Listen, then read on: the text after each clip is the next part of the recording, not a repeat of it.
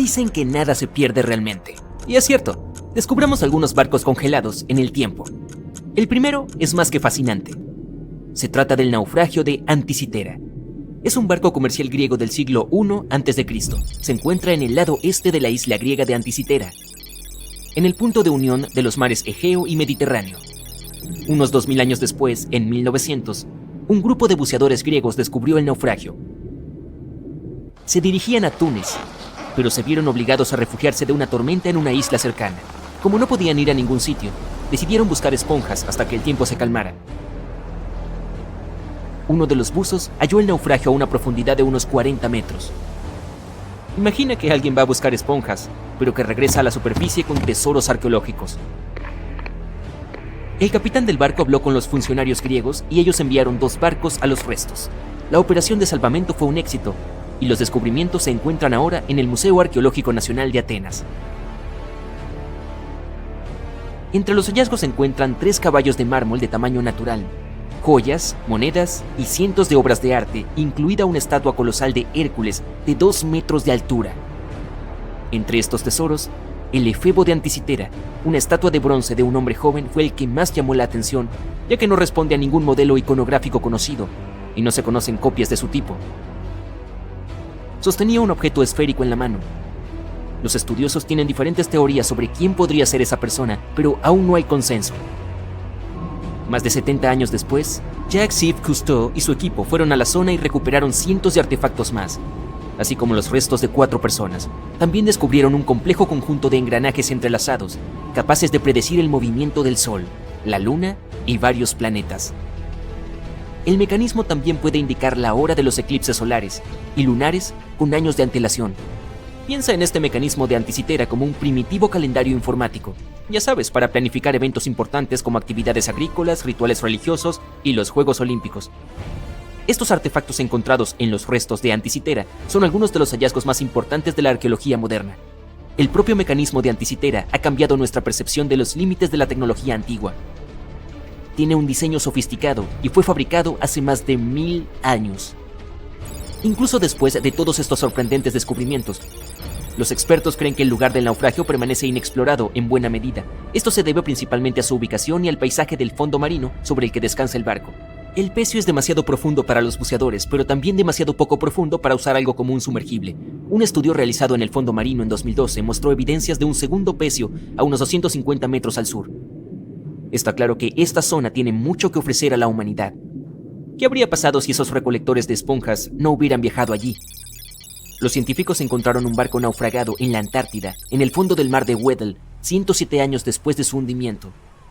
El nombre del barco era Endurance, y era el barco perdido del explorador antártico Sir Ernest Shackleton. Los científicos que pusieron sus ojos en él décadas después dicen que se encuentra entre los mayores naufragios no recuperados de la historia, así que filmaron todo el descubrimiento. El video revela los restos del Endurance y demuestra que sigue en un estado extraordinario. Lleva más de un siglo sumergido a 3 kilómetros de profundidad, pero es como si se hubiera hundido hace muy poco. La historia es la siguiente. El barco fue aplastado por el hielo y se hundió en 1915. Shackleton y sus compañeros tuvieron que escapar en pequeños botes salvavidas. A partir de entonces, todo era cuestión de supervivencia. Shackleton logró poner a su tripulación a salvo, pero el barco se hundió. Sí, es una historia impresionante, aunque ¿por qué los científicos aprecian tanto este barco? En primer lugar, la expedición imperial transantártica de Shackleton navegó para realizar la primera travesía terrestre de la Antártida. Sí, la tripulación quedó atrapada en el hielo, pero la intención era importante. En segundo lugar, se trata del propio desafío de hallar el naufragio. El mar de Weddell está casi siempre cubierto por un grueso hielo marino, el mismo que hizo que el Endurance se hundiera. Acercarse al lugar del presunto hundimiento es súper difícil, y ni hablar de llevar a cabo la investigación. Los expertos del equipo de exposiciones modernas previeron el momento con la menor extensión del hielo marino antártico utilizando imágenes satelitales. Se dieron cuenta de que el clima estaba a su favor para iniciar una expedición. El Dr. John Shears dijo que han completado con éxito la búsqueda de naufragios más difícil del mundo luchando contra un hielo marino en constante cambio, ventiscas y temperaturas que descienden a menos 18 grados Celsius. Si estas condiciones son las favorables, no puedo imaginar las peores condiciones en la Antártida. Por último, mira esto, es madera. Está en muy buen estado y es posible leer el nombre del barco. aún es visible. El arqueólogo marino Mensum Bond dice que este es el mejor naufragio de madera que ha descubierto. Tiene una carrera de 50 años, así que le creo. ¿Cómo es que la madera no está podrida? La doctora Michelle Taylor, bióloga de las profundidades polares, asegura que la madera se ha deteriorado poco porque los animales que comen madera no se encuentran en esta región libre de bosques de la Antártida. Los trabajadores de una mina de carbón en el este de Serbia descubrieron 3 naufragios que llevaban allí al menos 1300 años. El mayor de los naufragios es una antigua flota romana. Tiene unos 15 metros de largo y un fondo plano. Se calcula que el barco podía llevar una tripulación de 30 a 35 personas. Y observando el casco se pueden ver las marcas de las reparaciones. Vaya, tuvo una larga carrera. Nos ofrece un panorama de la vida hace más de 1000 años. Las 2 embarcaciones más pequeñas, por otro lado, coinciden con las descripciones de barcos utilizados por grupos eslavos para atacar la frontera romana. Han sido descubiertas debajo del lodo y la arcilla en el lecho de un antiguo río. Al parecer, en aquellos tiempos había una base romana en un lugar llamado Viminacium. Curiosamente, Viminacium era una capital de provincia con unos 40.000 habitantes en el siglo IV después de Cristo. A modo de comparación, era aún más grande que Pompeya. La mina de carbón de Kostolac es un centro de joyas ocultas. Los arqueólogos ya habían encontrado aquí pruebas de actividad humana y animal. Por ejemplo, en 2012 los expertos hallaron huesos de al menos 5 mamuts lanudos que se extinguieron hace unos 10.000 años. Unos arqueólogos han encontrado un barco 150 años después de su desaparición en las aguas del Ártico canadiense. Este buque mercante se llama HMS Investigator. Fue adquirido en 1848 para buscar el barco del explorador Sir John Franklin, que se perdió en la expedición del Paso del Noroeste. Así, el HMS Investigator partió de Gran Bretaña en 1850 para esta operación de rescate, dirigida por Robert McClure. El capitán se dio cuenta de que se encontraba en la etapa final del Paso del Noroeste, la ruta marítima a través de América del Norte. Sin embargo, antes de que pudiera adentrarse en el mar de Beaufort, el barco de 122 toneladas se atascó en el grueso hielo. La tripulación pasó el invierno en el estrecho del Príncipe de Gales. En el verano siguiente, McClure intentó, una vez más, navegar hasta el final del paso, pero el hielo volvió a bloquearle el camino. La tripulación se vio obligada a abandonar el barco por segunda vez. McClure los llevó a la Bahía de la Misericordia y allí permanecieron hasta 1853, cuando la tripulación del HMS Resolute los rescató.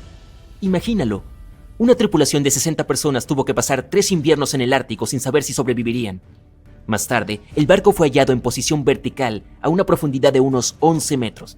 Estaba en muy buen estado. El agua del Ártico impidió que la cubierta exterior se deteriorara rápidamente. El contorno del barco y su madera pueden apreciarse sin problemas.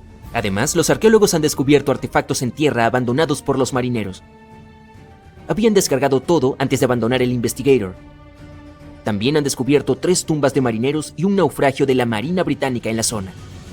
Me pregunto qué más podrían encontrar allí. No importa lo que pase, no te detengas. Estamos a punto de conseguirlo.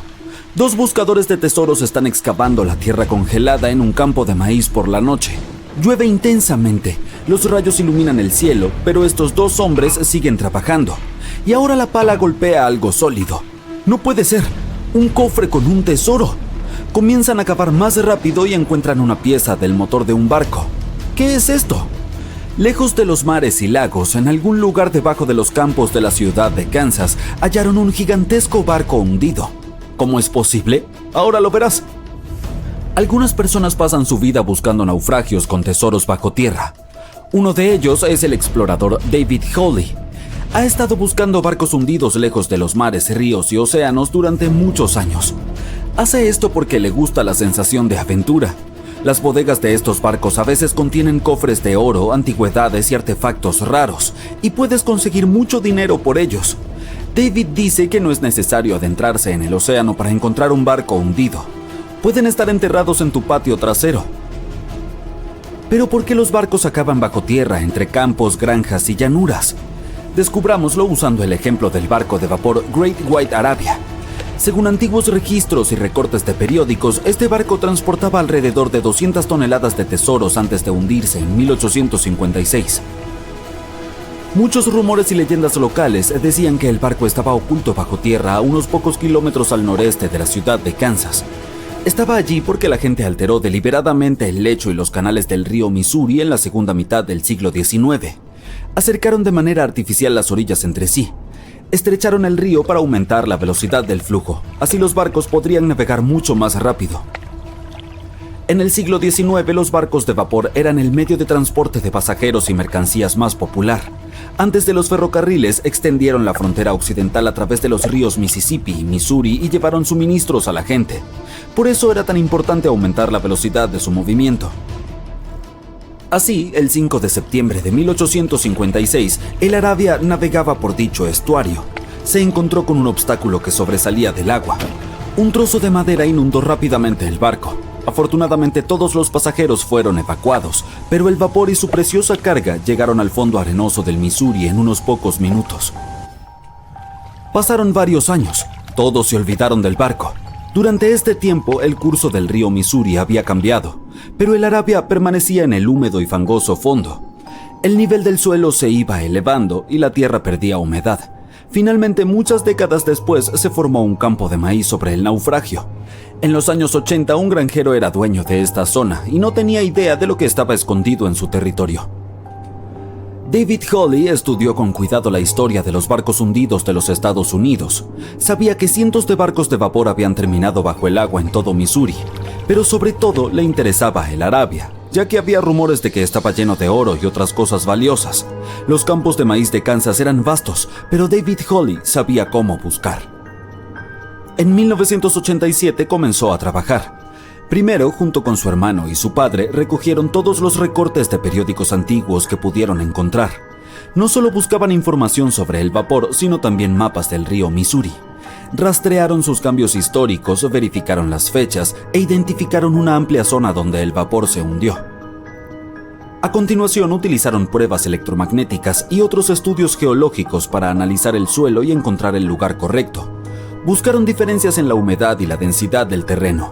Luego recorrieron el territorio con potentes detectores de metal y así, para el otoño de 1988, habían determinado la ubicación del barco de vapor. El Arabia tenía el tamaño de una cancha de fútbol. Este gigantesco buque yacía 14 metros bajo tierra. Pero antes de comenzar a excavar, tuvieron que pedirle permiso al dueño del campo de maíz. Para el agricultor, esta noticia fue una gran sorpresa. Aceptó con la condición de que las excavaciones se completaran para la primavera, de modo que pudiera sembrar una nueva cosecha. Excavar un barco gigante en invierno es mucho más difícil y costoso que en otras estaciones. Incluye costos adicionales de equipamiento, electricidad y calefacción. El equipo trabajó día y noche. Financiaron las excavaciones con su propio dinero. Cada uno invirtió más de $10,000 y sacó un préstamo bancario. Finalmente notaron los primeros detalles del barco. Las palas golpearon las enormes calderas del motor y la cubierta. El objetivo se había logrado. La mayor parte de la carga que se encuentra dentro de los barcos hundidos está cubierta de óxido, caracolas, lodo y está gravemente dañada. Sin embargo, el contenido del Arabia estaba en excelente estado, considerando que el barco se había hundido hacía 130 años. Desafortunadamente no encontraron los cofres de oro. Sin embargo, obtuvieron varias toneladas de cargas valiosas como artículos domésticos de personas que vivieron a mediados del siglo XIX. Era una cápsula del tiempo. El barco transportaba suministros para cientos o miles de personas, y todas estas cosas estaban perfectamente conservadas. Por ejemplo, podían ver con claridad la marca estampada Goodyear Rubber Company en un zapato de goma. Mientras más se prolongaban las excavaciones, más cosas encontraban David y su equipo. En los barriles hallaron platos del siglo XIX, estaban intactos y utilizables. Además, había ropa limpia, miles de pares de zapatos, arpones, sartenes y paraguas. El barco transportaba mercancías para abastecer a unas 16 pequeñas localidades. Es cierto, no es oro, pero estos artefactos también son valiosos. El contenido del barco podría valer millones. Sin embargo, la tripulación no pensaba venderlo. Crearon un museo en el sitio de un antiguo mercado de frutas en Kansas. Si vas allí, de inmediato te sentirás como si estuvieras en una tienda del siglo XIX. Hay miles de artículos en buen estado. Incluso las cerillas están lo suficientemente secas como para encender. Le tomó a David muchos años presentar la colección completa del barco de vapor. Valora cada uno de los objetos y no quiere venderlos. Cualquiera puede venir aquí, pagar un boleto y encontrar un fragmento del pasado. ¿Quién sabe? Quizá también haya un viejo barco escondido en tu patio trasero, ¿no? En 2008, unos geólogos encontraron un barco antiguo en el caluroso desierto de Namibia. Navegaba en los días en que los piratas aterraban a los marineros, y ahora está dentro de una laguna seca. El barco zarpó de Lisboa en 1533 y desapareció junto con la tripulación cerca de una pequeña ciudad minera de diamantes.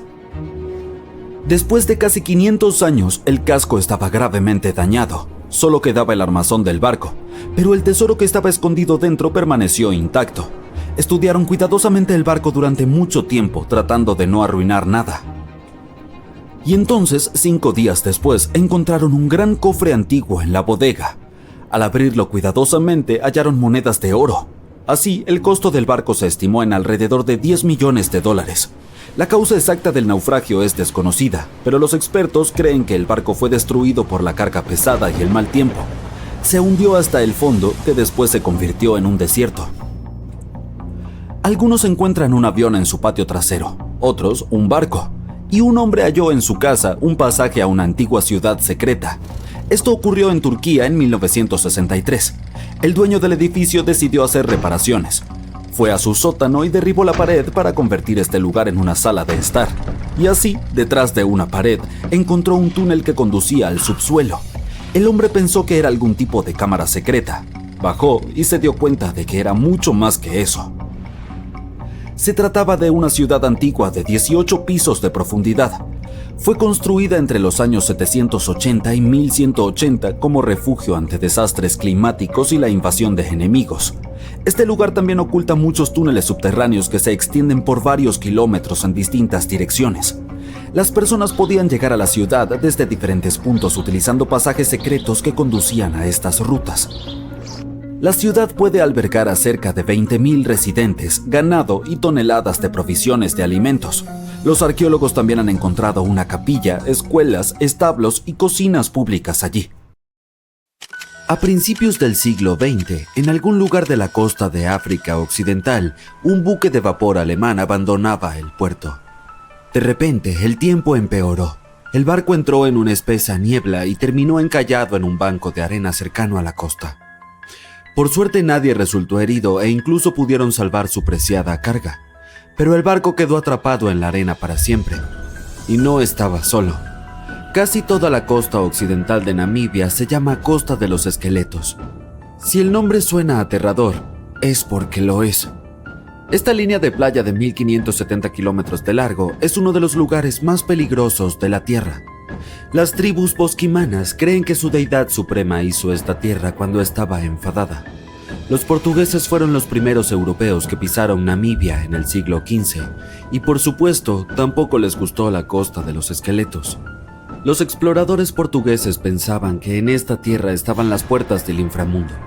Aquí es donde el desierto del Namib se encuentra con el océano Atlántico. Puede que sea peligroso, pero también es precioso, y además está declarado Patrimonio de la Humanidad por la UNESCO. Si la Costa de los Esqueletos tuviera un director de relaciones públicas, renunciaría al cargo el primer día de trabajo. La zona no es precisamente apta para turistas, debido a su geografía y su historia. Bajo la arena y las olas hay una corriente marina secreta que acecha a los navegantes desprevenidos. Se llama Corriente de Benguela. Fluye a lo largo de la costa de África. Esta parte del Atlántico es rica en vida marina, pero en la costa el ambiente es bastante poco amigable. El desierto del Namib tiene un clima muy árido y es una de las regiones más secas de la Tierra. Y esa vida marina que acabo de mencionar son tiburones, 11 especies para ser exactos. Y sí, incluso el gran tiburón blanco aparece de vez en cuando. Hasta ahora tenemos un paisaje desértico, fuertes corrientes y tiburones. Definitivamente no es un lugar para pasar un día de picnic junto a la playa. Pero si alguien llega a la Costa de los Esqueletos, ¿se dará cuenta de que está en peligro? No te preocupes, lo sabrá. La playa está plagada de naufragios de todos los tamaños y formas. ¿Recuerdas el barco alemán que mencioné al principio? Su enorme y oxidada popa sobresale en la arena del desierto. Hay unos 500 naufragios en total esparcidos por la costa, desde galeones portugueses con siglos de antigüedad hasta barcos que llegaron aquí en el siglo XXI. Un pesquero llamado Seila India se soltó de su cable de remolque en 2008 y terminó en la costa de los esqueletos. Bueno, no se escapó solo, tuvo algo de ayuda de los elementos. Pero es mejor ser una atracción turística en una playa que terminar destrozado y convertirse en chatarra. Allí es a donde el remolque se dirigía en realidad. Pobrecito. El habitante más famoso de la costa de los esqueletos es el Dundee Star. Este carguero británico encalló aquí en 1942. La enorme operación de rescate que siguió revela por qué esta zona es tan peligrosa para los marineros. Los rescatistas consiguieron salvar a toda la tripulación y a los pasajeros, pero a un alto precio. En el proceso se perdieron un avión y un remolcador. El último de los rescatistas tardó 2 meses en regresar a Ciudad del Cabo, Sudáfrica. ¿Por qué? Un vistazo al mapa de la región revela la razón. Existe un interminable mar amarillo, la arena. Aquí hay muy pocas carreteras, así que es difícil llegar a la costa de los esqueletos por tierra. También hay obstáculos legales. Se necesita un permiso especial para transitar por esta zona. Pero los esqueletos del nombre no solo se refieren a barcos, también representan huesos de animales. La mayoría pertenecían a ballenas y focas. Muchos animales se han adaptado a este hábitat, así que leones y hienas recorren las costas en busca de comida. Bueno, ahora también tenemos leones hambrientos, como si los tiburones no fueran suficientes. Otros animales con residencia temporal en la costa de los esqueletos son elefantes, guepardos, leopardos y jirafas. En 1971 las autoridades namibias crearon aquí un parque nacional, pero salvo por los surfistas que buscan un subidón de adrenalina, no recibe muchos visitantes. Se entiende por qué. El desierto del Namib es el más antiguo del mundo y tampoco es muy turístico. Quienes viajen a la región deben llevar protector solar y una chaqueta de invierno. Una combinación extraña, ¿verdad?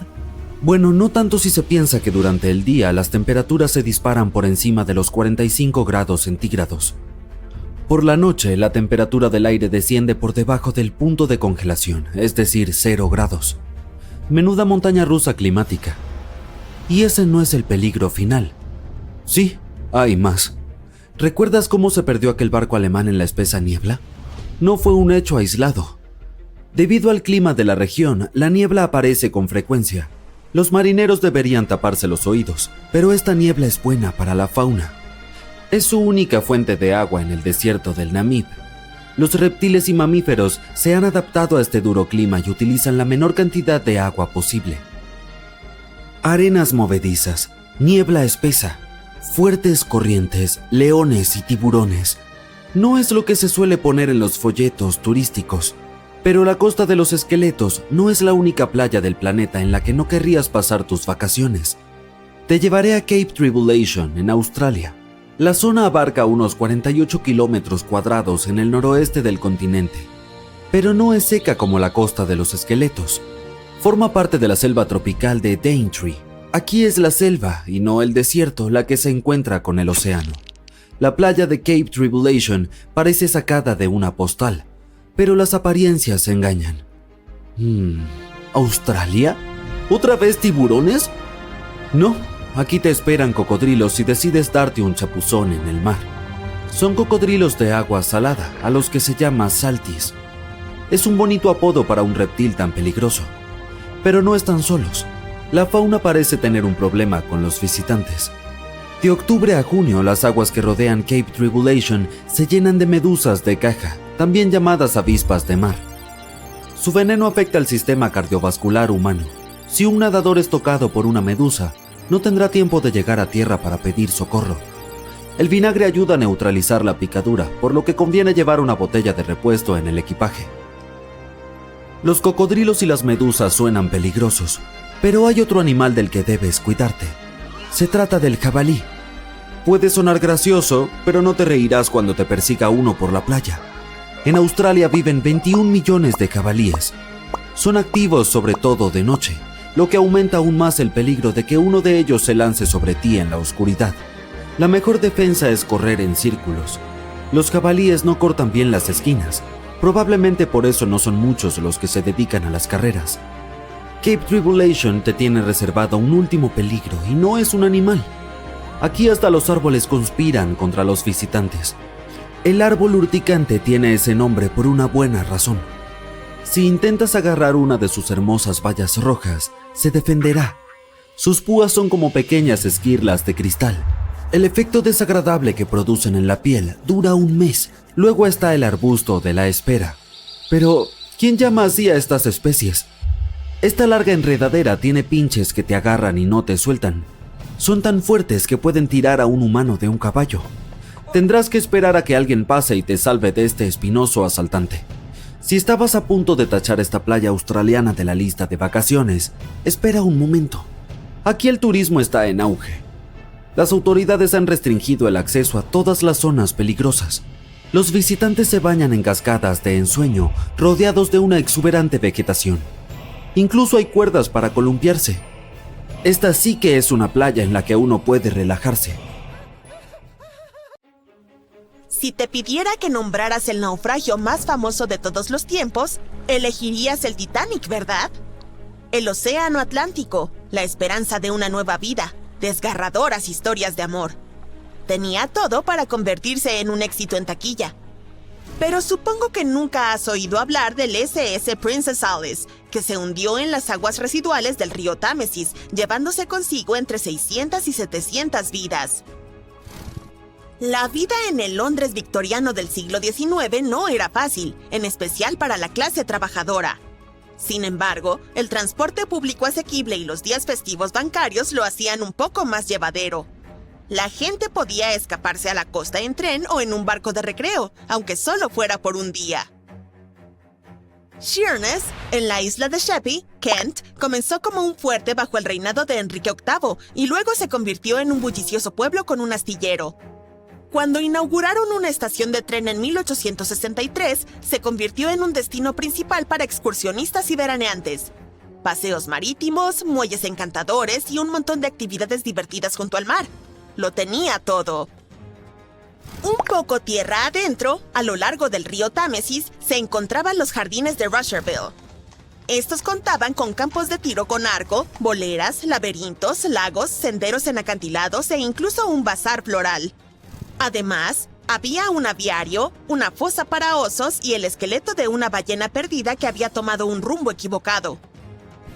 Los londinenses de finales del siglo XIX podían subirse a un tren o navegar por el Támesis en barco, y ambas opciones eran bastante populares.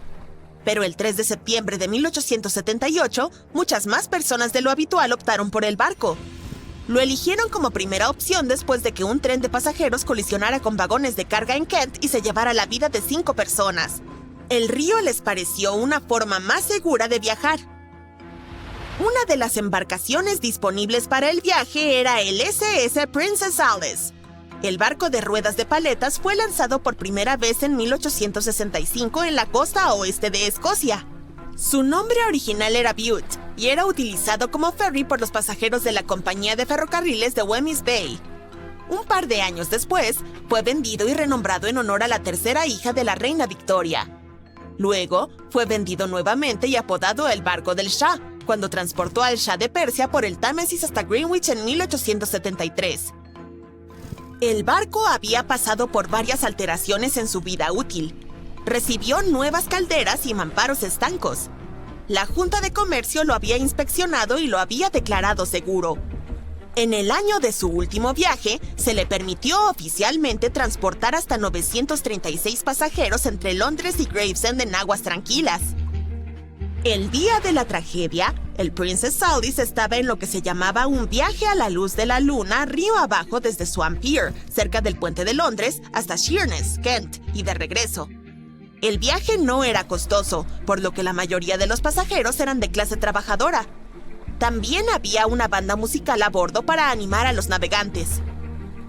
El 3 de septiembre fue un día muy brillante y muchas familias estaban contentas de poder aprovechar los últimos rayos de sol del verano y disfrutar del aire fresco del mar. La entonces propietaria del barco, la London Steamboat Company, tenía varios buques en la ruta, por lo que los pasajeros podían subir y bajar libremente de las distintas embarcaciones. A eso de las 6:30 de la tarde, después de un hermoso día al aire libre, el SS Princess Alice se dirigió de regreso al muelle Swan. No se llevaban listas oficiales de pasajeros, por lo que nunca sabremos exactamente cuántas personas estaban a bordo esa noche. Pero se dice que la embarcación estaba cerca de su capacidad máxima. A medida que oscurecía y refrescaba, muchas familias decidieron quedarse dentro del salón o en sus camarotes abajo. Algunas historias suenan a destino. El capitán del Princess Alice permitió que su timonel se quedara en Gravesend y lo reemplazó con uno de los pasajeros. John Ayers era un marinero, pero tenía poca experiencia en el Támesis o con una embarcación como el Princess Alice. Alfred Thomas Merriman, un chef del este de Londres, había recibido la oferta de trabajar en el buque en el último momento. Tenía 30 años y era padre de 4 hijos, por lo que no podía rechazar dinero extra. Alrededor de las 7:40 de la noche, estaba de pie en la cubierta junto a la puerta del salón. Para ese momento, el Princess Alice había pasado Tripcock Point y entrado en Galleon's Reach. Los pasajeros podían ver el muelle de North Woolwich a lo lejos. Muchos de ellos planeaban desembarcar en esa parada. Y fue entonces cuando Merriman notó un gran barco cargado de carbón. Era el Bywell Castle. Este buque normalmente transportaba carbón a África, pero acababa de ser repintado en un dique seco. El Bywell Castle iba a Newcastle para recoger carbón y llevarlo a Alejandría, Egipto. El capitán del barco, Harrison, no estaba muy familiarizado con esas aguas, por lo que llamó a Christopher Dix, un experimentado piloto del río Támesis, para que le echara una mano, aunque no era necesario. El barco tenía una lujosa parte elevada bajo la cubierta, y Dix no podía ver bien lo que había delante de él. Así que tenían a un marinero de vigía. Al zarpar de Millwall a la velocidad de 5 nudos, o 9 kilómetros por hora, intentaron mantenerse en el centro del río, pero otras embarcaciones tenían otros planes. Cuando se acercaban a Galleon's Reach, Dix divisó la luz roja de estribor del Princess Alice, que se dirigía hacia ellos, pero planeaba pasar por el lado derecho.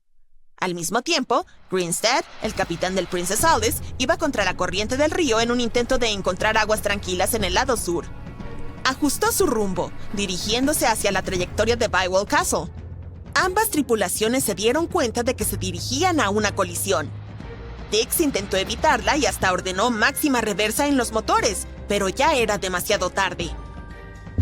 El Bywell Castle colisionó de frente con el Princess Alice, que era mucho más pequeño y pesaba menos de un tercio de las 890 toneladas del carguero de carbón. Partió en dos el barco de pasajeros. Como Merriman recordó más tarde, las risas a bordo cambiaron de inmediato a gritos y pánico. Algunas personas corrieron al puente en busca de seguridad. Merriman se apresuró hacia el capitán y le preguntó qué hacer a continuación. La respuesta fue sombría. Nos hundimos rápido, hagan lo mejor que puedan. Los extremos del barco se elevaron por los aires y el centro simplemente se hundió, llevándose consigo a los pasajeros. Aquellos desafortunados que estaban bajo cubierta quedaron trágicamente atrapados. El impacto provocó que toneladas de aguas residuales sin tratar brotaran de las salidas cercanas al sitio de la colisión. El agua se convirtió en un revoltijo espumoso de desechos no procesados con un hedor horrible. Era lo suficientemente potente como para provocarles arcadas incluso a los marineros más resistentes. En medio del caos, los pasajeros lucharon por sus vidas en el agua contaminada. Inhalaron bocanadas de desechos peligrosos sin saberlo. La tripulación a bordo del Bywell Castle se puso en acción. Dejaron caer cuerdas desde su cubierta e instaron a los pasajeros del Princess Alice a subir a bordo. Todo lo que pudiera flotar, desde tablones hasta barriles, fue lanzado al agua para servir como dispositivo de flotación para aquellos que lo necesitaran. Otros miembros de su equipo lanzaron un bote salvavidas y rescataron a 14 personas. Barcos cercanos, amarrados a lo largo de las riberas del río, se unieron a la misión para recoger a sobrevivientes del agua. Muchos de los pasajeros del Princess Alice no sabían nadar, y era aún más complicado para las damas que llevaban vestidos largos y pesados. Merriman fue uno de los afortunados que sí tenía esta habilidad. Primero se sujetó a un trozo del naufragio y luego, cuando otros llegaron, se alejó a nado y se aferró a una cuerda que colgaba del costado del Bywell Castle. De esta manera lograron salvar a alrededor de 130 personas. Otro sobreviviente fue Robert Haynes, quien tocaba en la banda. Le gustaban los barcos y había notado el Bywell Castle un par de minutos antes de la colisión. Optó por no seguir al resto de la banda, que bajó para descansar, y eso le salvó la vida. El barco hermano del Princess Alice, el vapor Duque de Teck, llegó 10 minutos tarde para ayudar con los esfuerzos de rescate. Solo 2 personas que estaban debajo de la cubierta o en el salón lograron sobrevivir a la colisión. Todavía no sabemos el número total de vidas que se perdieron ese día, pero está entre 650 y 700. Y lo que hace esta historia aún más trágica es que ha sido mayormente olvidada. ¿Qué hace un barco en medio de un desierto? Esperarías encontrar una embarcación marina más cerca de la costa. Esta es la pregunta que los arqueólogos se hicieron durante décadas. En 1988 hubo una tormenta cerca de uno de los sitios arqueológicos más importantes del antiguo Egipto. Una estructura de madera emergió de la arena. Había sido ahuecada por las termitas. Los científicos estaban decididos a resolver el misterio. En el año 2000, comenzaron a excavar el sitio cerca de Abidos. Un equipo estadounidense de expertos pronto descubrió un barco que medía 21 metros de largo. Y no estaba solo. En total, había 14 barcos reposando ordenadamente uno al lado del otro. Era imposible desenterrar por completo los barcos debido a su mal estado. Por suerte, la madera estaba bien conservada para obtener una muestra. Los análisis revelaron que los barcos tenían alrededor de 5.000 años de antigüedad, la flota más antigua en la historia humana hasta la fecha. La época de su construcción precede a las pirámides de Giza por medio milenio. Cada barco de la flota reposaba en una bóveda que se adaptaba a sus dimensiones.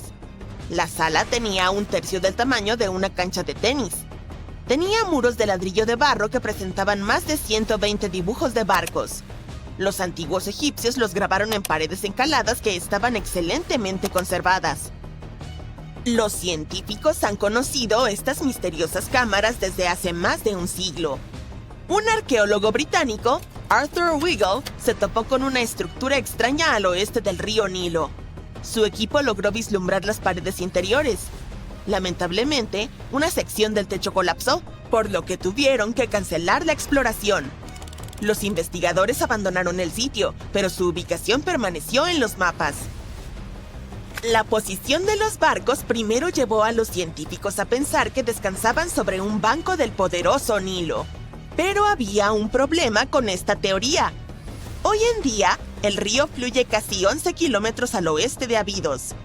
Estudios adicionales del terreno circundante mostraron que el Nilo no cambió su curso a lo largo de la historia. Además, si los barcos flotaran cerca de un muelle, estarían en posiciones inestables. Los 14 barcos de Abidos estaban perfectamente paralelos entre sí. Solo había una conclusión posible. Alguien los había colocado intencionalmente de esa manera, con mucho esfuerzo. Cada barco tenía espacio suficiente para 30 remeros. Estas embarcaciones podían flotar, no eran modelos. Pero los académicos aún no saben si realmente navegaron por algún cuerpo de agua en el antiguo Egipto. Esto no disminuye la importancia del hallazgo. Anteriormente, los arqueólogos solo encontraron modelos a pequeña escala. Solo en la tumba del rey Tutankamón había 35 modelos de barcos. Durante mucho tiempo, estas figurillas fueron las únicas pistas sobre cómo eran las embarcaciones del antiguo Egipto. El diseño de los barcos confirma que eran auténticos. Son los ejemplos más antiguos que se conservan de barcos construidos. Los pueblos de antes construían embarcaciones primitivas ahuecando grandes troncos de árboles. La alternativa era usar juncos que eran atados entre sí para formar una balsa. Los barcos de Abidos tenían tablones amarrados juntos. Este fue un avance significativo en la construcción naval. Durante su época, los barcos debieron parecer impresionantes. La madera era una mercancía valiosa en ese tiempo. No había madera en el desierto. El cedro tenía que ser importado desde el Líbano. La única persona que podía permitirse tal lujo era el faraón. Estudiar la zona alrededor de la antigua flota proporcionó más respuestas. Los científicos descubrieron una estructura de adobe donde los egipcios adoraban al faraón. La fecha aproximada de construcción coincide con la de los barcos de madera. Los mismos ladrillos con los que se construyó este edificio se utilizaron para revestir la flota. En el momento de su construcción, las salas donde estaban almacenados tenían un techo. Esa es la sección que los arqueólogos encontraron a principios del siglo XX. Al igual que las momias en ataúdes, estas magníficas naves descansaban dentro de espléndidas bóvedas. El exterior de estas salas también era impresionante. Las paredes exteriores originalmente tenían un revestimiento de piedra caliza blanca. Reflejaba la luz del sol. Bajo el sol del desierto, la estructura que albergaba los barcos debía brillar desde kilómetros de distancia. Los constructores del antiguo Egipto usaron la misma técnica para cubrir las pirámides 500 años después. Hoy en día, su superficie se ve irregular, pero no siempre fue así. Cuando fueron construidas, las pirámides tenían una capa superior de fina y blanca piedra caliza. Su superficie era suave y brillaba a la luz del sol. En lugar de tener escalones, la capa exterior de las pirámides era más bien una rampa lisa. Los arqueólogos se quedaron con una última pregunta. ¿Qué faraón poseía la flota? La respuesta estaba a solo 1,5 kilómetros del sitio. Allí descansaba la tumba de un faraón de la quinta dinastía, Sesostris III. Su época y estilo de construcción coincidían con los de las cámaras con barcos. El final de su reinado podría explicar cómo los barcos terminaron en medio del desierto. El faraón probablemente falleció en el norte de Egipto. Luego, su cuerpo fue transportado por el Nilo hasta Abidos en una maravillosa procesión de barcos decorados. Los barcos fueron posteriormente dejados en cámaras cerca del lugar de descanso final de su propietario. Esto tenía un significado simbólico. En el sistema de creencias de los antiguos egipcios, los barcos desempeñaban un papel clave. Su deidad suprema era Ra. Él viajaba por el cielo durante el día en forma del sol. Durante la noche, navegaba por el inframundo en una barca solar. El faraón se identificaba con Ra. Por eso necesitaba barcos en el más allá. Esa era la única forma de regenerarse, así como el sol sale todos los días por el horizonte. Esta creencia existió durante miles de años. El faraón más famoso, Keops, también tenía un barco. Los científicos lo encontraron en 1954 junto a su pirámide en Giza. Es unos 4 siglos más joven que la flota de Abidos, pero el barco de Keops era casi 2 veces más largo. La Gran Pirámide de Giza y la tumba de Tutankamón son 2 de los hallazgos arqueológicos más famosos de Egipto. Pero hay muchos más secretos ocultos bajo las interminables arenas del desierto del Sahara. En 2020, los arqueólogos encontraron una ciudad perdida allí. La han catalogado como el descubrimiento más importante desde la tumba de Tutankamón en 1922. La ciudad de Atón tiene unos 3.000 años. Los historiadores esperan que les brinde una visión única de la vida cotidiana de los antiguos egipcios. El famoso arqueólogo y egiptólogo Zahi Hawass proclamó el sitio como una ciudad dorada perdida. Atón se encuentra a unos 500 kilómetros al sur de la capital de Egipto, El Cairo. Está cerca del famoso Valle de los Reyes. Los arqueólogos encontraron primero secciones de muros de adobe que se extendían en todas las direcciones. Descubrieron habitaciones completas con herramientas de la vida cotidiana en su interior. El equipo de investigación desenterró una panadería, un barrio residencial y un distrito administrativo. Todos datan de la época en la que la civilización egipcia era la más próspera de su extensa historia. Ellos también fueron los primeros en crear objetos de hierro. En 1911, los científicos encontraron un conjunto de cuentas de hierro cerca de un pueblo del Bajo Egipto.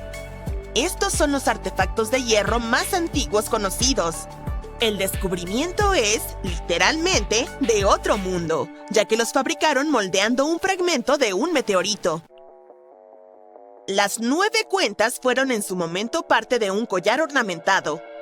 Ahora están ennegrecidas y corroídas, lo cual es perfectamente normal para una pieza de joyería que tiene más de 5.000 años.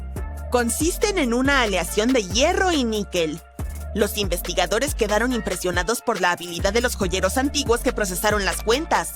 Su artesanía es aún más asombrosa cuando se piensa que no conocían el origen estelar del material. La Gran Pirámide de Giza también tiene una característica notable. un grupo de investigación internacional investigó la respuesta electromagnética de la estructura a las ondas de radio. Encontraron que la pirámide tiene la capacidad de concentrar energía electromagnética en su interior, en especial dentro de sus cámaras, así como bajo la base de la pirámide. Ahí hay una cámara subterránea sin terminar. Parece que la respuesta electromagnética está vinculada con las propiedades de la piedra caliza, el material principal de construcción de la Gran Pirámide. Los resultados de la investigación podrían tener una aplicación práctica. Este extraordinario hallazgo mejoraría el funcionamiento de células solares y nanosensores. Hay un barco a la deriva en algún lugar del océano sin tripulación. La última vez que alguien lo vio fue hace más de 50 años. Su historia recuerda a la del holandés errante, una embarcación destinada a navegar eternamente y a traer desgracia a quien la vea en el mar. O al menos eso dice la leyenda. Pero a diferencia del holandés errante, el SS Baichimo fue definitivamente real. Este fue construido para una compañía alemana en Hamburgo y comenzó como un barco de carga común. Comenzó a comerciar suministros entre Hamburgo y Suecia en el mar Báltico a partir de 1914. Tenía un potente motor de vapor y un casco hecho de acero. Unos años después pasó a ser propiedad británica. Luego, en los años 20, una compañía canadiense lo compró por alrededor de $18,000, una cantidad de dinero enorme en aquel entonces. El nuevo propietario, la compañía de la bahía de Hudson, utilizó activamente el barco durante varios años. Frecuentemente lo enviaban en viajes desde su puerto base en Escocia hacia Siberia, Alaska, el Yukón y los territorios del noroeste. También navegaba por el Canal de Panamá e incluso por el Canal de Suez, llevando a bordo pieles de animales para la venta. A veces también transportaba pasajeros. Había completado 9 viajes exitosos antes de que esta racha de buena suerte llegara a su fin. A partir de la década de 1930, el SS Baichimo comenzó a tener problemas con el hielo y las tormentas. Cuando quedó atrapado por primera vez en el hielo en octubre de 1931, algunos de los tripulantes lograron escapar hacia Alaska. 15 de los 22 marineros decidieron quedarse con su barco e intentar salvarlo. Llevaban a bordo pieles y otras cargas valiosas valoradas en aproximadamente $58,000. La empresa les envió suministros para sobrevivir el invierno. Establecieron un campamento cerca del barco con escotillas, lonas y otros materiales y descargaron la carga. A fines de noviembre, una ventisca azotó la zona y parecía que se había llevado el barco consigo. La plataforma de hielo había resistido, pero la embarcación se había soltado. Algunos miembros de la tripulación estaban seguros de que había naufragado, pero poco después escucharon a uno de los lugareños que había avistado su barco a unos 72 kilómetros de su campamento. La tripulación siguió adelante con sus vidas y el barco comenzó su viaje como un buque fugitivo. La gente avistaba el SS Baichimo aproximadamente una vez al año hasta 1969. Por lo general era visto cerca de la costa de Alaska. Un hombre que iba hacia Nome con su trineo de perros, prospectores, exploradores y cazadores de tesoros, todos afirmaron haber visto el SS Baichimo. Alguien intentó abordarlo y llevarlo al puerto, pero terminó varado en él durante días debido al terrible clima. Otros tuvieron más suerte y lograron llevarse un bote ballenero, algunos muebles y otros objetos valiosos del barco. Aquellos que se acercaron a él vieron que estaba dañado y le faltaba la hélice. Aún así se mantuvo a flote sin tripulación durante al menos 38 años y se convirtió en el barco fantasma que más tiempo ha navegado en la historia. En 2006, las autoridades de Alaska iniciaron un proyecto para resolver el misterio del barco fantasma del Ártico y finalmente encontrar al SS Baichimo, ya fuera sobre o bajo el agua. Sin embargo, hasta ahora no se ha tenido éxito. El SS Baichimo sigue siendo uno de los aproximadamente 4,000 barcos que han desaparecido frente a las costas de Alaska. Si la leyenda del siglo XVII no miente, este barco fantasma podría estar navegando en algún lugar junto al holandés errante. Esta embarcación, también llamada holandés volador, pertenecía a la Compañía Neerlandesa de las Indias Orientales. Su capitán logró hacer lo imposible para esa época y navegó de los Países Bajos a Indonesia en solo 3 meses. Decían que volaba sobre el mar y algunas lenguas maliciosas explicaban que había hecho un pacto con las fuerzas del mal para lograrlo. Una vez, cuando el barco navegaba de regreso a casa, su capitán y la tripulación desaparecieron sin dejar rastro. Hay muchas versiones sobre lo que les ocurrió. Una de las primeras dice que intentó entrar al puerto en el Cabo de Buena Esperanza. Se encontró con una terrible tormenta y se hundió, ya que no había capitán que pudiera salvarlo. Otra leyenda cuenta que el capitán se negó a obedecer a los cielos para dejar que el barco se hundiera durante la tormenta. Entonces una espantosa forma luminosa golpeó la embarcación y a la tripulación, y desde entonces fue condenada a vagar eternamente sin descanso. Muchos marineros han afirmado haber avistado al holandés errante. El duque de York, quien se convertiría en rey de Inglaterra, mencionó haberlo visto en aguas australianas. Justo después de avistar el barco, el hombre que lo vio primero cayó desde lo alto de un mástil y no sobrevivió. Hubo más encuentros con este barco legendario hasta mediados del siglo XX. Las embarcaciones casi colisionaban con él cuando el holandés aparecía de la nada. Los científicos tienen una explicación más lógica para este misterio: la Fata Morgana, que no debe confundirse con Hakuna Matata, por cierto. Cuando estás en el mar en un día caluroso y el aire está todo ondulado, se siente como cuando miras la carretera en un día de verano abrasador. Eso se debe a algo llamado refracción atmosférica. Cuando la luz pasa a través de diferentes capas de aire con distintas temperaturas y densidades, se dobla y retuerce. A veces, bajo ciertas condiciones, esta flexión de la luz puede crear ilusiones ópticas realmente bizarras sobre el océano, como avistamientos del holandés volador. El fenómeno de la Fata Morgana puede hacer que los objetos distantes parezcan distorsionados, estirados o incluso elevados por encima del horizonte. Entonces puedes ver un barco a lo lejos, pero debido a la manera en que se dobla la luz, parecerá que está flotando sobre el agua o incluso desapareciendo y reapareciendo. La Fata Morgana se observa más comúnmente en las regiones polares, en especial sobre grandes extensiones de hielo que mantienen una temperatura baja uniforme. Sin embargo, puedes verla en cualquier lugar, incluso en desiertos y sobre lagos en días calurosos. Las primeras historias sobre barcos fantasma se remontan a la mitología griega y romana antigua. Uno de los barcos fantasma más famosos de la historia es el Mari Celeste. Este bergantín viajaba de Nueva York a Génova y estaba completamente abastecido de provisiones, pero no tenía tripulación cuando fue descubierto en el Océano Atlántico en 1872. Las pertenencias personales de la tripulación también estaban allí, completamente intactas. La última anotación en su bitácora se había hecho 10 días antes. Todavía no sabemos qué le sucedió a su tripulación, pero el barco ha inspirado muchas historias y leyendas escalofriantes. La Lady Lovibond fue otra goleta legendaria que se cree naufragó frente a la costa de Kent a mediados del siglo XVIII. La historia cuenta que el capitán del barco, Simon Reed, acababa de casarse, por lo que llevó a su esposa a bordo para un crucero de celebración a pesar de la superstición de que podría traer mala suerte. Estaban de camino a Portugal cuando el primer oficial, quien también estaba enamorado de la nueva esposa del capitán, enloqueció por celos. Atacó a otro miembro de la tripulación y luego tomó el timón y dirigió el barco directamente hacia los temidos bancos de arena de Goodwin. Nadie a bordo sobrevivió y se dice que el bergantín reaparece como un barco fantasma cada 50 años. En la actualidad, muchas embarcaciones son abandonadas de forma intencional y se convierten en barcos fantasma. Hay miles de ellas flotando en ríos, lagos, canales y aguas costeras de Estados Unidos. Algunas personas pierden sus barcos en tormentas y otros fenómenos meteorológicos extremos. Otras deben abandonarlos porque mantenerlos puede costar el 10% del precio de la embarcación. Además, el amarre de un barco puede sumar varios miles de dólares cada año. Muchas embarcaciones son construidas con fibra de vidrio, por lo que un propietario no puede simplemente reciclarlas como chatarra.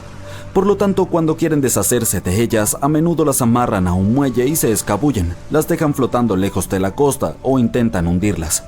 Pero este es peligroso, por decirlo menos. Cuando los barcos fantasmas se hunden en aguas poco profundas, pueden causar daños a los arrecifes de coral, manglares, humedales, hábitats de ostras y zonas pantanosas. Además, pueden colisionar con embarcaciones regulares sin esperarlo y causar problemas reales. Así que no abandones tu barquito. Ya está dicho. Un barco está cruzando el Océano Atlántico cuando se desata una tormenta. Al principio la situación no parece muy grave, pero pronto las personas a bordo del barco se dan cuenta de que la tormenta se está intensificando. Las olas son enormes y nada puede salvar al barco, que está empezando a hundirse. A bordo solo hay un bote salvavidas. Lamentablemente solo puede llevar a una persona. El capitán se encuentra en una situación terrible. Debe decidir a qué pasajero se le puede dar una oportunidad de sobrevivir. Y además del capitán, hay 8 personas más a bordo. Algunas parecen encantadoras, otras parecen villanos, pero es posible que no se conozca la verdad hasta que sea demasiado tarde. El primer pasajero es Alex, un talentoso artista de 28 años. Acaba de tener su primera exposición internacional y no deja de presumir al respecto por todas partes. Él dice que sueña con inspirar al mundo con su arte, pero mencioné que es su hermano gemelo tímido quien pintó esas obras maestras y Alex simplemente le roba el protagonismo. La siguiente es María, de 23 años, quien está embarazada de 8 meses. Es bastante mimada, a menudo se comporta de manera irracional y trata mal al personal a bordo. Está viajando a casa para encontrarse con su esposo, pero él ignora que el niño no es suyo, sino de su mejor amigo, y ella le ha sido infiel desde siempre. Sin embargo, no podemos dejar que esta alma inocente perezca, ¿verdad? Ahora, a pesar de su aspecto descuidado, este científico de 65 años, el profesor Marcus, es un investigador líder en el campo de la terapia génica. Está trabajando en un avance que podría salvar millones de vidas, pero también tiene secretos ocultos. Han pasado 15 años desde que alguien vio a su esposa Judith. ¿Tendrá algo que ver el progreso científico de Marcus con la misteriosa desaparición de su esposa? La doctora Anna tiene 34 años, es cirujana y ha salvado cientos de vidas durante desastres naturales. Logró el éxito como médica, pero fracasó como madre. Sus 3 hijas viven con su padre y no quieren saber nada de ella. Teresa, de 78 años, es una viuda a la que su familia abandonó debido a su mal genio. Está viajando por última vez en su vida para visitar la tumba de su difunto esposo. Este niño pequeño, Martín, tiene solo 7 años, pero su carácter indisciplinado ha causado muchos conflictos entre los otros pasajeros. Viaja solo, ya que sus padres lo esperan en la costa. Ellos están demasiado ocupados trabajando, así que el niño se vuelve cada vez más incontrolable. ¿Quién sabe lo que será capaz de hacer en unos 10 o más años? Ahora, un androide robot, Alpha 3, también está a bordo del barco. Su inteligencia artificial fue creada para asistir en expediciones y también puede controlar el barco en casos de emergencia.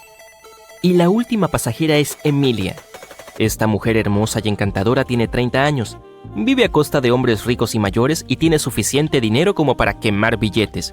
No ha trabajado ni un solo día en toda su vida y simplemente viaja por el mundo. Para tomar su decisión, el capitán invita a cada uno de los pasajeros para escuchar sus historias. Les hace a cada uno la misma pregunta: ¿por qué deberías ser tú quien sobreviva? Alex dice: mi arte puede cambiar al mundo. Mis obras ayudan a las personas a ver la belleza de la vida, especialmente durante tiempos difíciles. Debo seguir viviendo. Tengo tanto que mostrar a través de mis pinturas. María responde: ¿no ve que una nueva vida está creciendo dentro de mí? Somos mi hijo por nacer y yo quienes debemos sobrevivir. Nos arriesgamos a perder a un médico talentoso o a un artista en el futuro. No se trata solo de mi vida. El profesor Marcus dice: mi trabajo aún no ha terminado. Podría salvar miles de vidas. Estoy por hacer un gran avance y necesito vivir para lograrlo. Mientras que la doctora Anna dice: mis manos salvan vidas. He demostrado muchas veces que puedo hacer lo imposible en condiciones extremas. El mundo no puede perder mis habilidades y conocimientos. Luego la anciana suplica: por favor, tienen que entenderme. Puede que haya vivido mucho tiempo, pero quiero ver la tumba de mi esposo. Mientras tanto, Martín dice: aún soy un niño. Mis padres me esperan en casa. Quiero abrazar a mi mamá y a mi papá.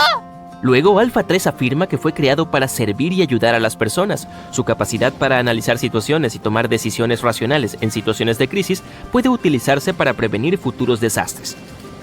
Y allí, Emilia afirma: mírenme, ¿acaso no tiene cada persona su valor único? Soy joven y bella y tengo mucho potencial, ¿no creen?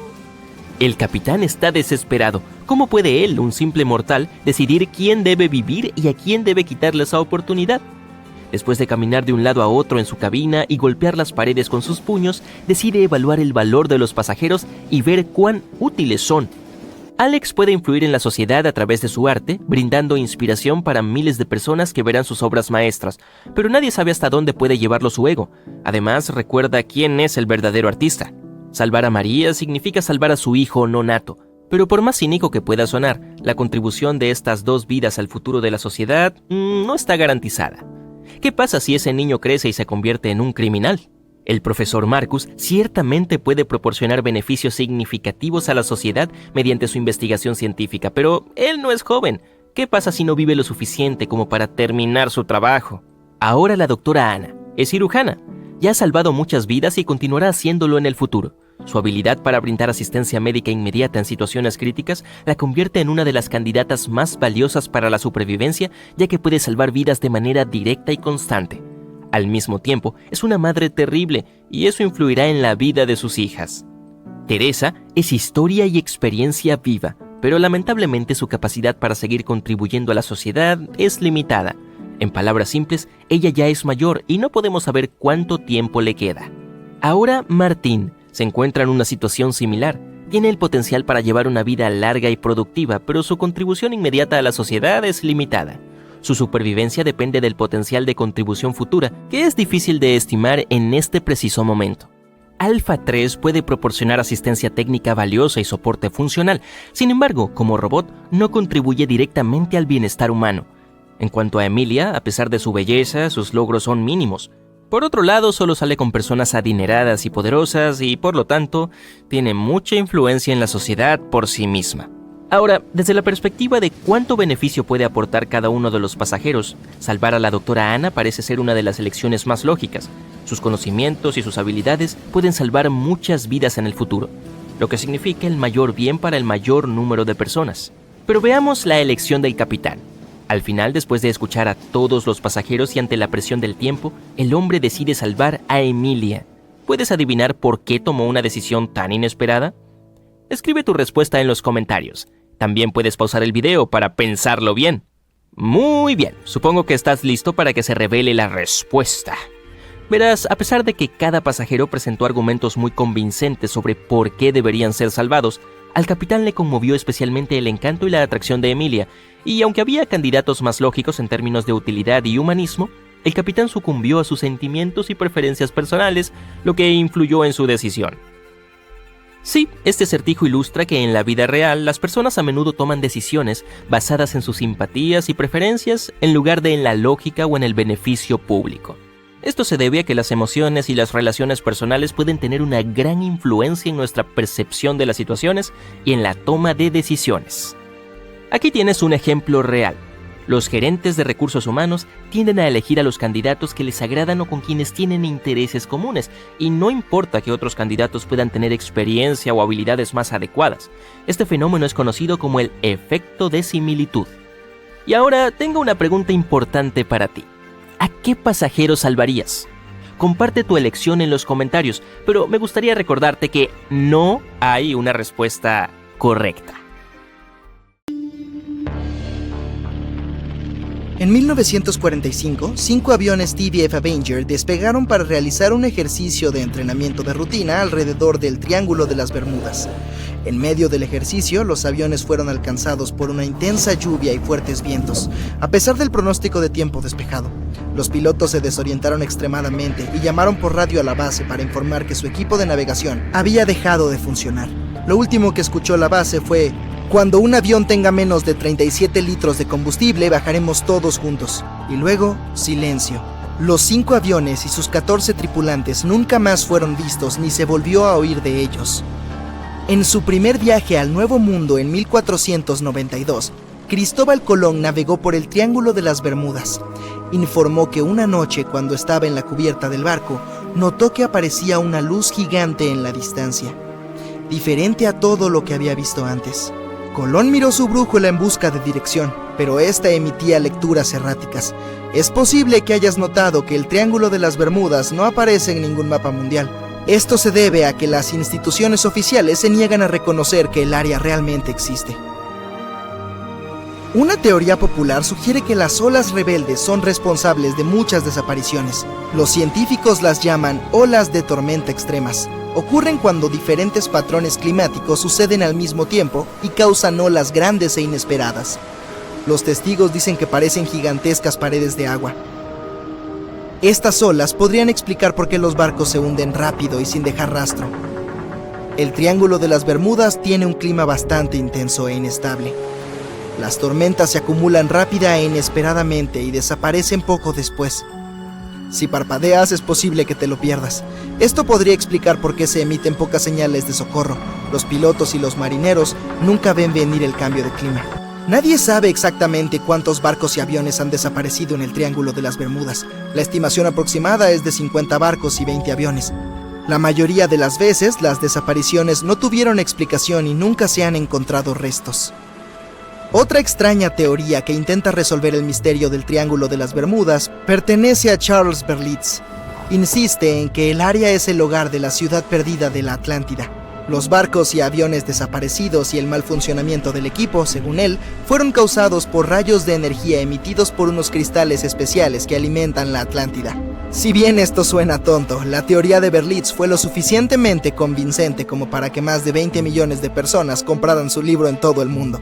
En el año 1800, un gran velero llamado USS Pickering partió de los Estados Unidos rumbo a las Indias Occidentales. El barco navegó hacia el Triángulo de las Bermudas junto con su tripulación de 90 hombres y nunca más se supo de él. El USS Pickering fue el primer barco confirmado en desaparecer en el Triángulo de las Bermudas. Se cree que fue arrastrado por una tormenta, pero como nunca se encontraron restos, no podemos saberlo con seguridad. Cuando desaparecieron los aviones TBF Avenger, se llevó a cabo una operación de búsqueda masiva. Barcos y aviones buscaron en el Triángulo de las Bermudas cualquier señal de ellos. Una de las naves que hacía la búsqueda era un hidrodeslizador PBM-5 Mariner. Partió a las 7:27 p.m. y envió un mensaje de radio de rutina 3 minutos después. Nunca más se supo de él. No se encontraron rastros del hidrodeslizador de rescate ni de los 5 aviones Avenger. Se inició una gran investigación sobre la desaparición de todos estos vehículos, pero nunca se descubrió nada. Esta área particular del océano es una de las rutas marítimas más transitadas del mundo. Algunos escépticos creen que este hecho resuelve el misterio asociado a este lugar. Estadísticamente, cuanto más concurrida es una zona, mayor es la frecuencia de accidentes y desapariciones en ella. Si bien esto tiene sentido, la frecuencia de las desapariciones no es una explicación válida del misterio del Triángulo de las Bermudas, sino la imposibilidad de encontrar las causas y la inexistencia de restos. En el fondo del océano, los organismos en descomposición liberan grandes concentraciones de gas metano que queda atrapado bajo el agua. Este gas puede acumularse hasta que ¡boom!, estalla. El gas sube a la superficie y entra en erupción. Si un barco estuviera en el área de uno de estos estallidos, el agua se volvería mucho menos densa y haría que el barco se hundiera rápidamente. Los científicos creen que esta podría ser la causa de las muchas desapariciones en el Triángulo de las Bermudas. Si bien esta teoría tiene mucho sentido, no parece muy probable. El Servicio Geológico de los Estados Unidos ha declarado que no se cree que se hayan producido grandes liberaciones de gas en esta área en los últimos 15.000 años. El fondo del océano está hecho de rocas que contienen mucha magnetita. No como los imanes que pones en tu refrigerador para recordar ese hermoso viaje a París. Es más como el hierro. Los campos magnéticos reaccionan a la alta concentración de magnetita en el fondo del océano, lo que puede iniciar una especie de conflicto entre los dos. A menudo puede provocar diversas anomalías climáticas y, como resultado, problemas de navegación y, naturalmente, cualquier cambio en el fondo del océano o en los campos magnéticos de la Tierra influye mucho en el Triángulo de las Bermudas. Dado que el campo magnético se mueve constantemente, también podría estar llevándose el Triángulo de las Bermudas. Ahora que la gente sabe dónde está el triángulo, es fácil evitarlo. Supuestamente se mueve hacia el este junto con los polos magnéticos. Pero los científicos aún no pueden responder dónde estará exactamente en un par de años. Algunas personas culpan de todos los desastres a la actividad paranormal extraterrestre. Otros suponen que se trata de fenómenos naturales furiosos. Hay otro triángulo en el lago Michigan, al igual que el que está cerca de las Bermudas. El Triángulo de Michigan obtuvo su mala reputación por algunas desapariciones. La primera registrada data de 1679. Un barco grande, uno de los más grandes de la época, partió en una expedición, pero una vez que entró en el Triángulo Siniestro, nunca regresó.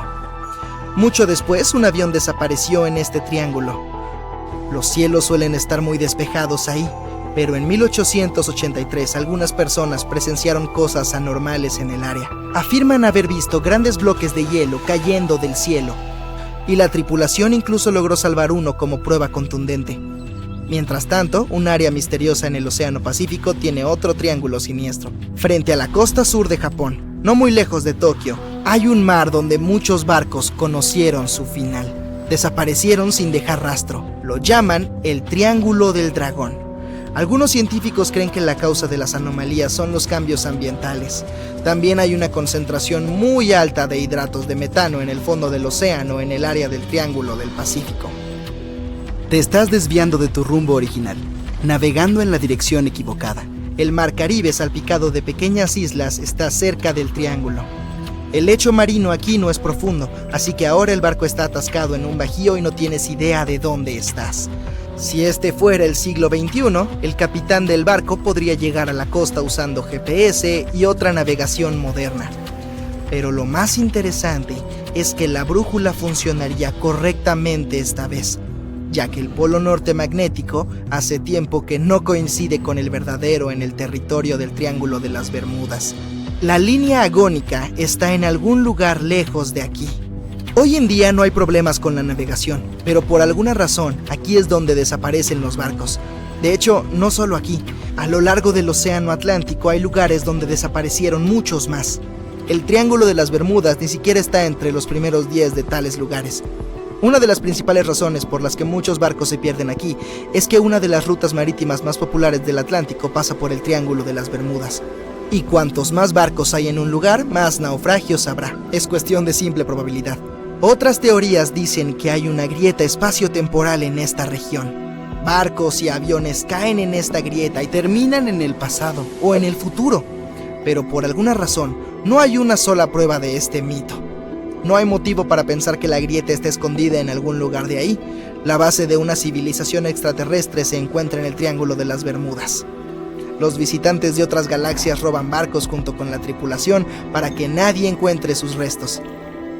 Este también es un mito popular que no tiene justificación científica. El Kraken vive en algún lugar del triángulo. Es un calamar enorme que hunde barcos y también es una leyenda que se cuentan los marineros. Sin embargo, los calamares gigantes viven en las profundidades del océano. Pueden crecer hasta el tamaño de medio vagón de tren, pero no se han registrado casos en los que hayan hundido una embarcación de gran tamaño y nunca se han visto en la zona del Triángulo de las Bermudas. En el pasado, la gente no sabía de la existencia de estas criaturas, así que cuando las vieron por primera vez, las describieron como monstruos enormes y terribles. Los calamares gigantes son una de las criaturas más escurridizas de la Tierra, y los científicos tuvieron que usar equipos de sonar para encontrarlos. No les gusta salir de las profundidades oscuras y es probable que teman el sonido de cualquier barco, así que eso debería eliminar al calamar como sospechoso.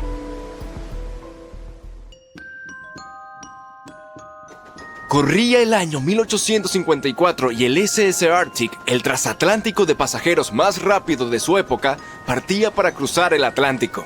Mientras navegaba a través de la bruma, desapareció lentamente hacia lo desconocido.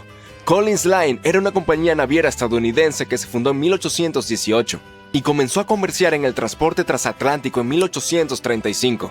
Sus barcos de vapor cruzaban el Atlántico desde Liverpool hasta Nueva York en solo 10 días. No parece muy rápido hoy, lo sé, pero en aquel entonces el mismo trayecto les tomaba a otros barcos varias semanas.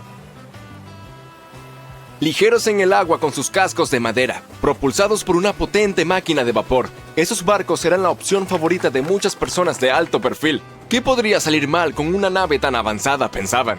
Esto me recuerda a otro barco que todos creían que era insumergible. Pero bueno, volvamos a la línea Collins.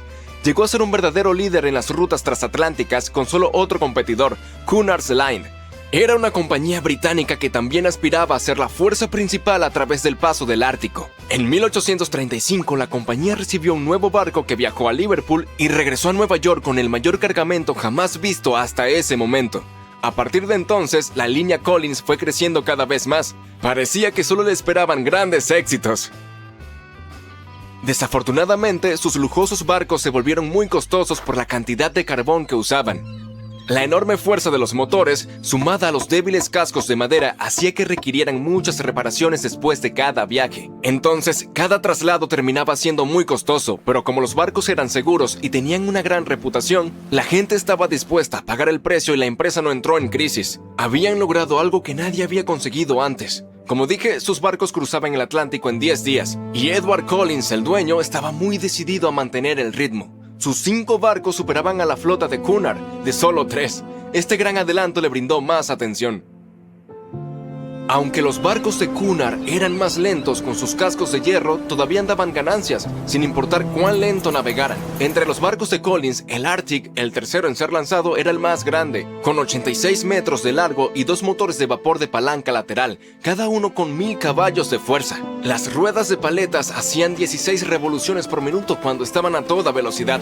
En el momento de su lanzamiento, la prensa lo llamó el buque más estupendo jamás construido en los Estados Unidos, pero el glamour y la fama no pudieron evitar lo que vendría después. El 27 de septiembre, el Arctic estaba en su viaje de Liverpool a Nueva York, atravesando la espesa niebla a gran velocidad.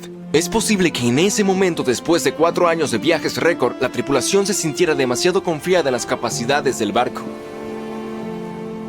A solo 80 kilómetros de Terranova, andaban sin cuidado a través de la niebla sin contacto por radio, sonar o cualquier otra forma de identificación de objetos, equipados solo con el código Morse.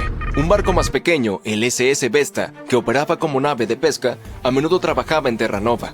Estaba pasando por el mismo camino que el Arctic y se estrelló contra su costado. Conmocionado por la colisión, el capitán del Arctic le ofreció ayuda al Vesta, mucho más pequeño. Pero pronto quedó claro que el daño que parecía menor en el Arctic era en realidad grave. Debajo de la línea de flotación, el agua estaba entrando por un agujero. El costo de un casco de madera mucho más rápido ahora parecía demasiado. Entonces navegaron hacia tierra tratando de tapar los agujeros. Sin embargo, el agua seguía entrando, llenaba el casco cada vez más y empujaba el barco hacia abajo. Cuando la sala de máquinas se llenó de agua, las calderas se apagaron y así cayó la enorme potencia por la que el Arctic alguna vez fue legendario. El barco finalmente se detuvo por completo y la orden fue abandonarlo. Por aquel entonces, la ley marítima permitía que el Arctic llevara solo 6 botes salvavidas, capaces de salvar a solo 180 personas. La tripulación y algunos de los pasajeros lograron abrirse camino a bordo y ocuparon la mayoría de los asientos en esos botes. La situación se volvió muy tensa, todos se olvidaron de sus modales y no dejaron que las mujeres y los niños abordaran primero. El Arctic tardó 4 horas en hundirse. A bordo iban 150 tripulantes y 250 pasajeros. Aquellos que no pudieron encontrar un bote salvavidas hicieron un intento desesperado de construir sus propias balsas con partes del barco. 2 días después, solo 3 botes llegaron a la orilla. Los otros 3 nunca fueron encontrados. Lo creas o no, el grupo de rescate también salvó a algunas personas que habían estado aferradas a los escombros durante 2 días. A diferencia de la tripulación, el capitán se hundió con el Arctic, pero sorprendentemente sobrevivió. Es una de las 85 personas que lo lograron, de las 400 que estaban a bordo. Cuando llegó la noticia 2 semanas después, luego de la gran tristeza que causaron las pérdidas humanas, hubo una gran protesta por la poca seguridad. La prensa publicó una serie de exigencias para que hubieran más botes salvavidas, suficientes para cada persona a bordo de un barco. Pero esas solicitudes fueron ignoradas. Este descuido conduciría a más desastres en el futuro. Tener suficientes botes salvavidas recién entraría en la ley marítima unos 60 años después, luego del desastre del Titanic. La esposa y los 2 hijos de Edward Collins también estaban a bordo del barco y no regresaron. Él estaba desconsolado, pero no dejó de administrar su negocio. La línea Collins tenía una reputación que mantener, la más grande, la más rápida y la más lujosa del Atlántico. Edward Collins construyó un barco mejor que cualquier otro. Se llamó Adriatic y era el más grande del mundo, con 2 máquinas de vapor alternas de un tamaño jamás visto. Estas máquinas de vapor en su momento eran tecnología de punta, aunque hoy en día solo se pueden ver en modelos y juguetes. Con la nueva incorporación de 2 mástiles, el Adriatic también podría navegar sin motores si fuera necesario. Afortunadamente, se sacaron algunas lecciones del desastre del Arctic. Pero antes de que se construyera su nuevo barco, el Adriatic, ocurrió otro desastre. El barco gemelo del Arctic también se hundió. Se piensa que este segundo barco estaba corriendo una carrera con Cunard y chocó contra un iceberg en algún lugar durante el recorrido. Esta extraña competencia se cobró la vida de 141 personas. La desesperación de Collins, sumada a sus cascos débiles, llevaron a la compañía a la bancarrota en 1858. El Adriatic recién construido, que había costado más de $1 millón, solo había hecho un viaje. E incluso ese viaje fue considerado un desastre. El barco chocó con un remolcador. De todas maneras, logró terminar su viaje inaugural en un tiempo adecuado. Después de que la empresa quebró, tuvieron que vender el barco por solo $50,000. Quitaron los grandes motores y los reemplazaron por velas. Aunque alguna vez fue el barco más grande en alta mar, solo 30 años después fue abandonado, considerado irreparable y anclado en un río. Los otros barcos también se vendieron para usar sus partes. Edward Collins abandonó la industria y buscó trabajo en tierra firme. Como la línea Collins ya no estaba en carrera, la de Cunard se fortaleció. Sin competencia, ganó la banda azul los siguientes 30 años, y 180 años más tarde, después de producir cientos de barcos, aún tiene presencia en los mares, ya que ofrece viajes transatlánticos, viajes alrededor del mundo y cruceros de placer. Hasta el día de hoy, la línea Cunard es la única que opera barcos entre Europa y América. Una espesa niebla se levanta sobre el océano mientras el sol se hunde lentamente en el horizonte. Es difícil ver más allá de unos metros, pero eso es suficiente para notar una forma descomunal y esquelética a la distancia. A medida que el barco se acerca a ella, tu corazón late más rápido y entonces distingues los detalles de otro navío, abandonado por lo que parece. Los barcos fantasma existen y sus misterios no siempre se resuelven. Por ejemplo, el MV Joyita era un barco de madera construido en 1931 como yate de lujo. Sirvió a varias personas durante más de 20 años, antes de que lo comprara un marinero samoano y se convirtiera en un barco mercante. Pero en 1955 el servicio del Joyita llegó a un final abrupto y misterioso. El 3 de octubre zarpó para otro viaje comercial que no debería haber durado más de 48 horas. Los retrasos ocurren en el mar, así que cuando el Joyita no llegó el 5 de octubre, como estaba previsto, no hubo mucha preocupación todavía. Pero entonces tampoco llegó al día siguiente. No hubo ninguna señal de socorro, ni ningún otro signo de la presencia del Joyita en ningún lugar entre sus puntos de partida y de llegada. Se envió un grupo de búsqueda y rescate para encontrar el barco, y durante 6 días estuvieron explorando la zona de casi 259,000 kilómetros cuadrados. El 12 de octubre la misión regresó a la base con las manos vacías. Joyita desapareció sin dejar rastro. Solo un mes después, otro buque mercante, el Tuvalu, se percató de que el barco desaparecido estaba lejos de su ruta, a la deriva en mar abierto, y escorándose fuertemente. Los marineros abordaron el navío y descubrieron que toda la tripulación y los pasajeros, 25 personas en total, habían desaparecido junto con toda la carga que llevaba el barco. La radio estaba sintonizada en la frecuencia internacional de socorro, lo que significa que la tripulación intentó pedir ayuda, pero no pudo comunicarse con nadie porque el cable de radio se había dañado, limitando el alcance a 3,2 kilómetros. También faltaban los botes salvavidas, lo que indicaba que las personas a bordo debían haber abandonado el barco. Por desgracia, parece que se llevaron el diario de navegación, lo que dejó al equipo de rescate sin saber qué había pasado. Incluso hoy, el misterio del MV Joyita no se ha resuelto. Nadie sabe a dónde fueron la tripulación y los pasajeros, ni qué provocó que se fueran. El SV Carol A. Deering no era un barco fantasma en el sentido habitual de la palabra. No se le vio en alta mar. En cambio, fue encontrado en la costa, pero las circunstancias de su encallamiento son un rompecabezas rodeado de misterio. El Carol A. Deering se construyó en 1919 en Maine y era un buque de gran tamaño hecho para viajes comerciales.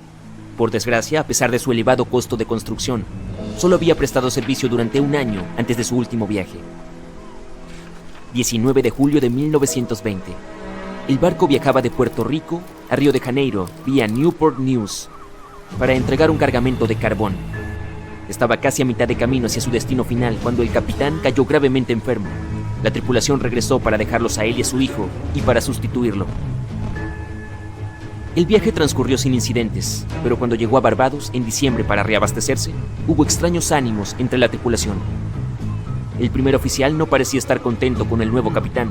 Nadie le prestó mucha atención en ese momento, cuando probablemente debería haberlo hecho. El último avistamiento del Carol A. Deering en el mar fue el 28 de enero de 1921, cuando un buque faro lo divisó frente a la costa de Carolina del Norte. Hubo cierto revuelo en el alcázar del barco, donde normalmente no se permitía a la tripulación. Luego otro buque lo avistó, pero ya no había nadie en las cubiertas. El 31 de enero, el buque mercante fue encontrado encallado en los Diamond Shoals, un lugar famoso por los numerosos naufragios que se han producido ahí durante siglos. Cuando el grupo de búsqueda y rescate abordó el barco, lo encontró abandonado con el diario de navegación y los objetos personales de la tripulación desaparecidos junto con los 2 botes salvavidas. Todavía no hay respuesta a lo que ocurrió a bordo del Carol A. Deering aquel mes de enero, aunque la versión más popular fue la de un motín. Sin embargo, tal vez nunca descubramos la verdad. El SS Baichimo es quizá uno de los botes fantasma más notables de la historia. Este gran barco de vapor de carga se construyó en 1914 en Suecia y siguió su camino diligentemente durante más de 16 años. intercambiando provisiones por pieles con las tribus nativas de Alaska y Canadá. Pero entonces, el 1 de octubre de 1931, el Baichimo quedó atrapado en el hielo.